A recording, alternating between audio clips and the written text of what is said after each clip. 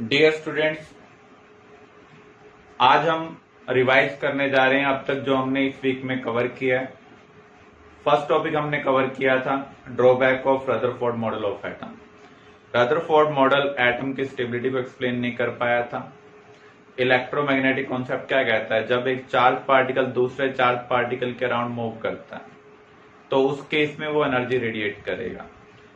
Moving electron जब energy radiate करेगा तो इसकी एनर्जी क्या होगी, कम होगी। इसका मीनिंग इलेक्ट्रॉन को स्पाइरल पाथ फॉलो करता हुआ अल्टीमेटली न्यूक्लियस के अंदर चले जाना चाहिए। तो यहां पर एटम को डिस्ट्रक्ट हो जाना चाहिए, लेकिन प्रैक्टिकली हम क्या ऑब्जर्व करते हैं, एटम एग्जिस्ट करता है। न्यूट्रॉन की डिस्कवरी कैसे हुई? जेम्स चैडविक ने बेरिलियम के ऊपर हीलियम को बम्बार्ड किया तो उसने क्या देखा, जो बेरिलियम है वो कन्वर्ट हो चुका है कार्बन में और साथ में एक पार्टिकल रिलीज हो रहा है जो मैग्नेटिक फील्ड और इलेक्ट्रिक फील्ड में डिफ्लेक्ट नहीं हो रहा है। तो ये न्यूट्रल पार्टिकल है, इसलिए उनको क्या कहा गया, न्यूट्रॉन। नेक्स्ट टॉपिक हमने कवर किया था wave nature and particle nature of radiation. तो फर्स्ट हम कवर करने जा रहे हैं wave nature of radiation. Electromagnetic waves क्या होती हैं, जिनके साथ इलेक्ट्रिक फील्ड और मैग्नेटिक फील्ड दोनों ही एसोसिएटेड होती हैं। इनकी प्रॉपर्टीज क्या है, ये स्पीड ऑफ लाइट से ट्रेवल करते हैं। इनके साथ जो इलेक्ट्रिक फील्ड और मैग्नेटिक फील्ड कंपोनेंट है वो एक दूसरे के परपेंडिकुलर है और डायरेक्शन ऑफ प्रोपागेशन के भी क्या है, परपेंडिकुलर है। तो ये डायरेक्शन ऑफ प्रोपागेशन है। मान लीजिए ये इलेक्ट्रिक फील्ड कंपोनेंट है तो इसके परपेंडिकुलर कौन सा कंपोनेंट होगा, मैग्नेटिक फील्ड कंपोनेंट होगा।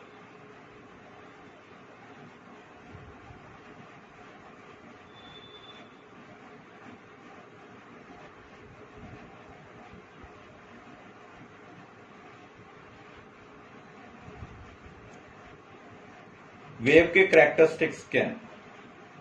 वेव को डिस्क्राइब करने के लिए हम कुछ टर्म यूज करते हैं, जैसे वेवलेंथ। वेवलेंथ क्या है, नियरेस्ट, क्रेस्ट और ट्रफ के बीच में जो डिस्टेंस होगा उसे हम क्या बोलते हैं, wavelength. Means length of one wave. इसको हम लैम्डा से रिप्रेजेंट करते हैं। फ्रीक्वेंसी का मीनिंग क्या है, एक पॉइंट में से कितने वेव्स पर यूनिट टाइम में पास हो रही हैं, दैट इज फ्रीक्वेंसी। तो इसको हम रिप्रेजेंट करते हैं न्यू से और इसकी यूनिट क्या है, हर्ट्ज और पर सेकेंड। वेलोसिटी क्या है, the linear distance travelled by wave in unit time. Unit time में कोई भी वेव कितना डिस्टेंस ट्रेवल कर रही है, दैट इज वेलोसिटी। जो इलेक्ट्रोमैग्नेटिक रेडिएशन है वो स्पीड ऑफ लाइट से ट्रेवल करती है, 3 × 10⁻⁸ मीटर पर सेकेंड से ट्रेवल करती है। वेव नंबर क्या है, यूनिट लेंथ के अंदर कितने वेव आ सकते हैं। इसका मीनिंग आप यूनिट लेंथ को किससे डिवाइड करेंगे, वेवलेंथ से डिवाइड करेंगे।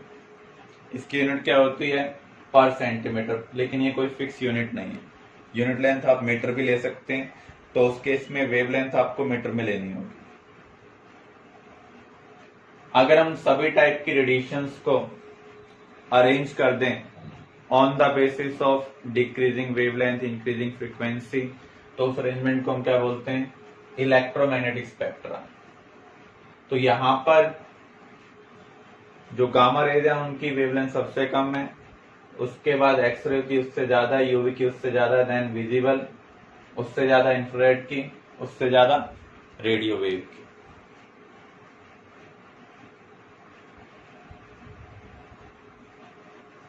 एक रेडियो स्टेशन है जो ब्रॉडकास्ट कर रहा है इस फ्रीक्वेंसी के ऊपर। हमें वेवलेंथ निकालनी है इलेक्ट्रोमैग्नेटिक रेडिएशन की। तो यहां पर आपको रिलेशनशिप पता होनी चाहिए, फ्रीक्वेंसी और वेवलेंथ में क्या रिलेशनशिप होती है। Velocity of radiation equal to frequency into wavelength. इसका मीनिंग फ्रीक्वेंसी और वेवलेंथ में क्या रिलेशनशिप है, इनवर्स रिलेशनशिप है। तो आप वेवलेंथ कैलकुलेट करना चाहते हो तो वेवलेंथ क्या होगा, c/न्यू, वैल्यू पुट कर ले, आपको वेवलेंथ मिल जाएगी।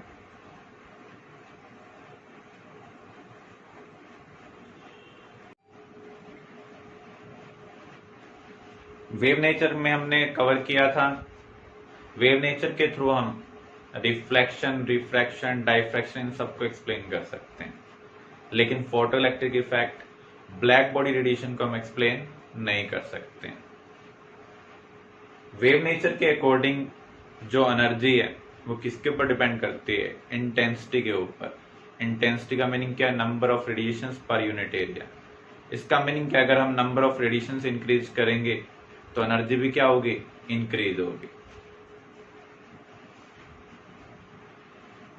फोटो इलेक्ट्रिक इफेक्ट क्या है, जब आप मेटल प्लेट के ऊपर लाइट इंसिडेंट करते हैं और मेटल प्लेट से इलेक्ट्रॉन का इजेक्शन, इजेक्टेड इलेक्ट्रॉन को हम बोलते हैं फोटो इलेक्ट्रॉन्स, और इफेक्ट को हम क्या कहेंगे, फोटो इलेक्ट्रिक इफेक्ट। जब हमने एक्सपेरिमेंट परफॉर्म किया तो हमने ऑब्जर्व किया सभी टाइप की radiation photo electric effect show नहीं कर रही हैं, चाहे आप इंटेंसिटी कुछ भी लें। इसलिए वेव नेचर का यूज कर हम फोटो इलेक्ट्रिक इफेक्ट को एक्सप्लेन नहीं कर पा रहे हैं। इलेक्ट्रॉन को इजेक्ट करने के लिए हमें न्यूक्लियस के फोर्स ऑफ अट्रैक्शन को ओवरकम करना होगा। उसको ओवरकम करने के लिए हमें कुछ ना कुछ एनर्जी प्रोवाइड करनी पड़ेगी। वेव नेचर के अकॉर्डिंग अगर हम इंटेंसिटी इंक्रीज करें तो एनर्जी हम प्रोवाइड कर सकते हैं, लेकिन हम प्रैक्टिकली क्या ऑब्जर्व कर रहे हैं, किसी भी इंटेंसिटी के ऊपर जो radiation photo electric effect show नहीं कर रही है, उसकी इंटेंसिटी चाहे आप 10,000 टाइम्स क्यों ना कर दें, वो फोटो इलेक्ट्रिक इफेक्ट शो नहीं करेगी। इसलिए हम वेव नेचर का यूज कर इसको एक्सप्लेन नहीं कर पा रहे हैं। अगर आप रिक्वायर्ड एनर्जी से ज्यादा एनर्जी प्रोवाइड करते हैं तो उस केस में जो एक्स्ट्रा एनर्जी है वो किस में कन्वर्ट हो जाती है, काइनेटिक एनर्जी में। ये हमें एक्सपेरिमेंटल ऑब्जर्वेशन से मिल रहा है। तो हमारी ऑब्जर्वेशन क्या थी, all the radiations do not show photoelectric effect, only those radiations show which have certain minimum wavelength or frequency. Second observation क्या थी, जो radiation photo electric effect show कर पा रही है, अगर आप उनके लिए फ्रीक्वेंसी कांस्टेंट रखें, इंटेंसिटी को बढ़ाएं, तो हम क्या देख रहे हैं, फोटो इलेक्ट्रिक करंट इंक्रीज हो रहा है। करंट तभी इंक्रीज हो सकता है जब या तो चार्ज इंक्रीज हो या फिर स्पीड इंक्रीज हो, क्योंकि करंट का फार्मूला क्या होता है, चार्ज अपॉन टाइम। अगर स्पीड इंक्रीज होगी तो टाइम कम लगेगा, तो करंट क्या होना चाहिए, इंक्रीज होना चाहिए। तो जब आप फ्रीक्वेंसी कांस्टेंट रखते हैं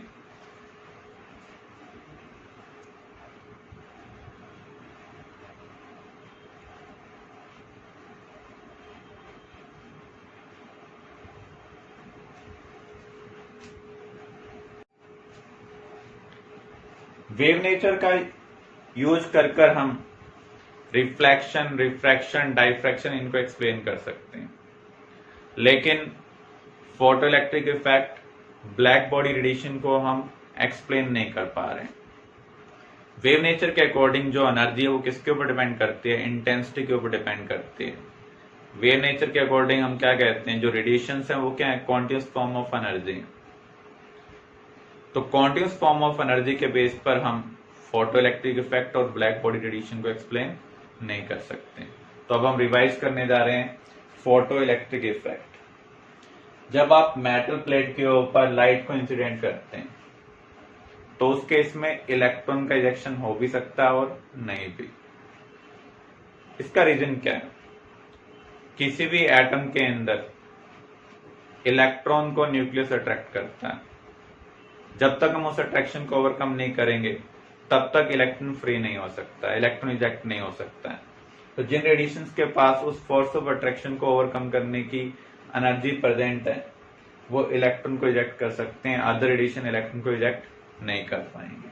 तो जिस केस में इलेक्ट्रॉन का इजेक्शन हो रहा है उस इफेक्ट को हम क्या कहेंगे, फोटो इलेक्ट्रिक इफेक्ट, और इलेक्ट्रॉन्स को हम क्या कहेंगे, फोटो इलेक्ट्रॉन्स।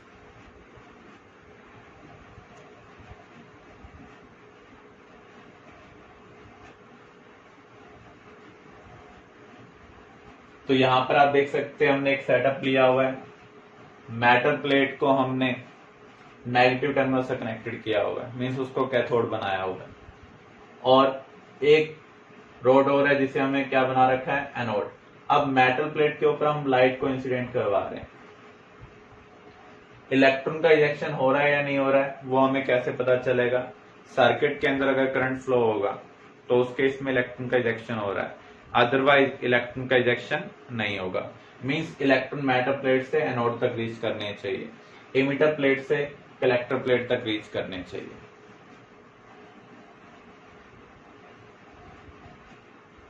जो फोटो सेल है, अगेन हम उसी को डिफरेंट रिप्रेजेंटेशन में ले रहे हैं। ये मेटल प्लेट है जिसे हम इमिटर प्लेट कहेंगे, ये कलेक्टर प्लेट है। जब हम इसके ऊपर लाइट इंसिडेंट करते हैं, अगर इलेक्ट्रॉन का इजेक्शन होता है तो इलेक्ट्रॉन यहाँ पर रीच करेंगे, सर्किट के अंदर करंट फ्लो होगा, हमें डिफ्लेक्शन देखने को मिलेगा। इस डिफ्लेक्शन के बेस पर हम कंक्लूड करेंगे इलेक्ट्रॉन का इजेक्शन हुआ है या नहीं हुआ। जब हमने इस एक्सपेरिमेंट को परफॉर्म किया तो हमने क्या चीजें ऑब्जर्व की?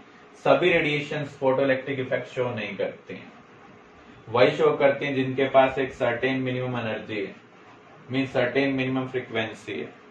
इस मिनिमम फ्रीक्वेंसी को हम क्या बोलते हैं? Threshold frequency. और मिनिमम वेवलेंथ को हम क्या बोलते हैं? Threshold wavelength. आप कुछ भी इंटेंसिटी ले लें, अगर फ्रीक्वेंसी थ्रेशोल्ड फ्रीक्वेंसी से कम है, इलेक्ट्रॉन का इजेक्शन नहीं होगा। इसका मीनिंग हम वेव नेचर के बेस पर फोटो इलेक्ट्रिक इफेक्ट को एक्सप्लेन नहीं कर पा रहे। क्लियर है? क्योंकि एक पैकेट या एक रेडिएशन एक एटम के ऊपर इंसिडेंट होती है। अगर आप इंटेंसिटी बढ़ाते हैं तो सभी रेडिएशन एक एटम के ऊपर इंसिडेंट नहीं होंगी। अगर उस वन रेडिएशन के पास सफिशिएंट एनर्जी है तो इलेक्ट्रॉन का इजेक्शन होगा, अदरवाइज इलेक्ट्रॉन का इजेक्शन नहीं होगा।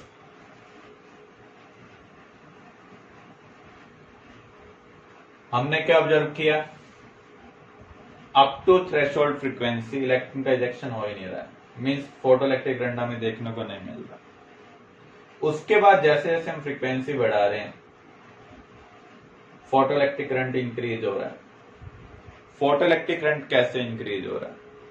एक्चुअल में हम जितने भी एक्स्ट्रा एनर्जी प्रोवाइड करते हैं वो किस में कन्वर्ट हो जाती है? काइनेटिक एनर्जी में कन्वर्ट हो जाती है। हमने रिलेशनशिप कवर की थी EI equal to E0 plus kinetic energy. अगर इंसिडेंट एनर्जी थ्रेशोल्ड से ज्यादा होगी तो वो डिफरेंस जो होगा वो काइनेटिक एनर्जी में कन्वर्ट हो रहा है। तो यहां पर जो एक्स्ट्रा एनर्जी है वो किस में कन्वर्ट हो रही है? काइनेटिक एनर्जी में कन्वर्ट हो रही है। और जैसे जैसे फ्रीक्वेंसी इंक्रीज होगी, एनर्जी इंक्रीज होगी, इसलिए काइनेटिक एनर्जी भी क्या हो रही है? इंक्रीज हो रही है।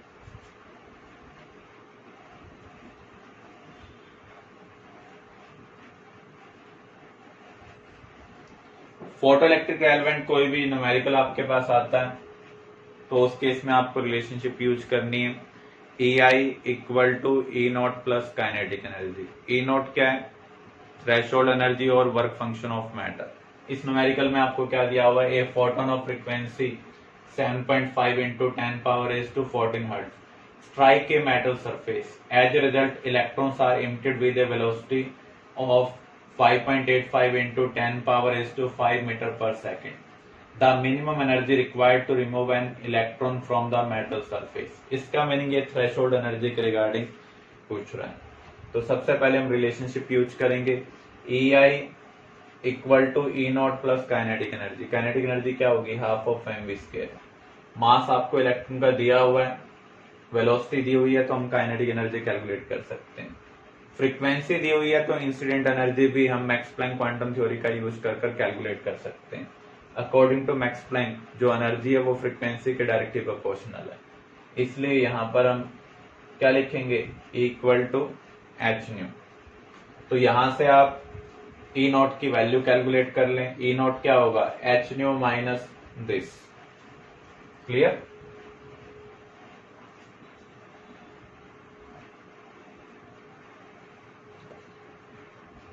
Another problem, when a certain metal was irradiated with light of frequency 3.2 into 10⁻⁻16 per second, the photoelectrons emitted had twice the kinetic energy as did the photoelectrons emitted when the same metal was irradiated with light of frequency 2 into 10 power is to 16 per second।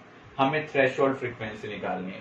तो यहाँ पर अब इसने दो type की radiation ले ली है। इसका मीनिंग जो इंसिडेंट एनर्जी है दोनों केस में क्या है, अलग अलग है। तो रिलेशनशिप तो हमें वही यूज करनी है, EI equal to E not plus kinetic energy. तो यहां पर आपको निकालना क्या है, थ्रेशोल्ड फ्रीक्वेंसी, मींस आपको न्यू नॉट निकालना है। तो सबसे पहले हम रिलेशनशिप यूज करेंगे EI equal to E not plus kinetic energy, means h nu i equal to h nu not plus kinetic energy. Value put करें, न्यू आई की वैल्यू कितनी दी हुई है आपको, 3.2 into 10 power is to 16 equal to h nu not. Kinetic energy पहले case में यही मान ले, इसको इक्वेशन 1 अज्यूम कर लें।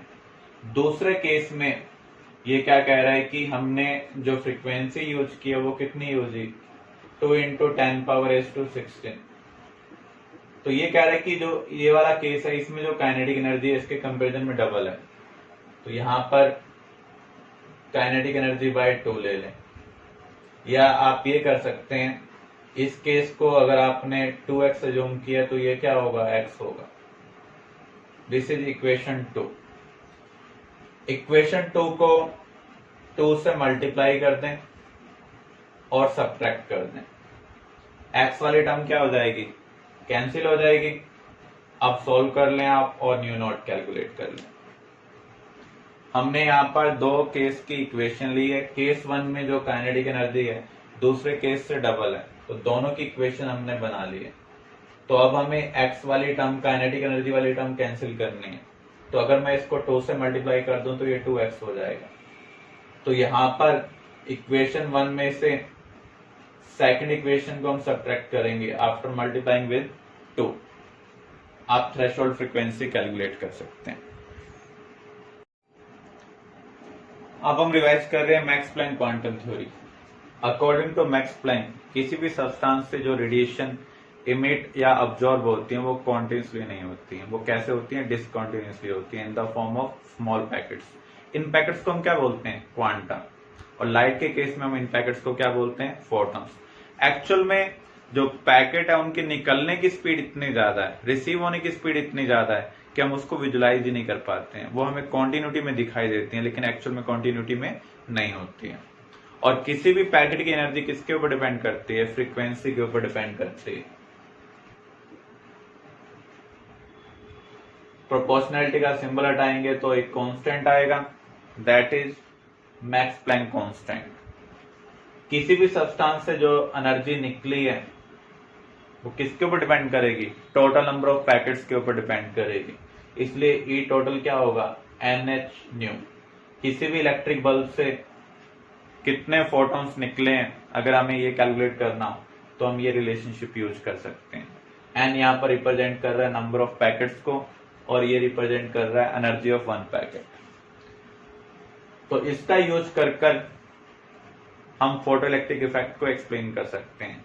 जिन फोटॉन्स की एनर्जी सफिशिएंट है न्यूक्लियर अट्रैक्शन को ओवरकम करने के लिए, उस फ्रीक्वेंसी की रेडिएशन इलेक्ट्रॉन को इजेक्ट कर सकती हैं, फोटोइलेक्ट्रिक इफेक्ट शो कर सकती हैं।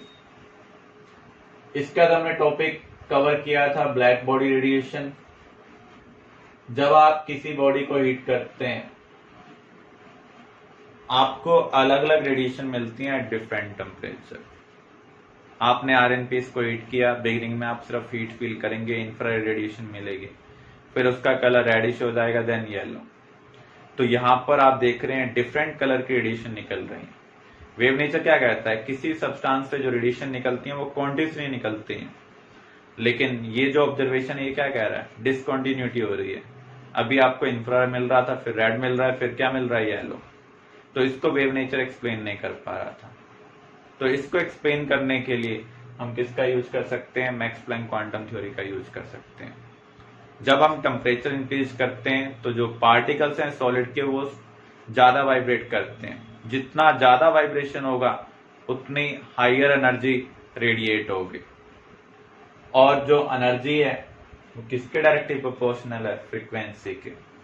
इसलिए जब टेम्परेचर चेंज हो रहा है तो फ्रीक्वेंसी का जो लेवल है वो भी क्या हो रहा है? चेंज हो रहा है। इसलिए हम डिफरेंट कलर की रेडिएशन रिसीव कर पा रहे हैं, विजुलाइज कर पा रहे हैं। क्लियर?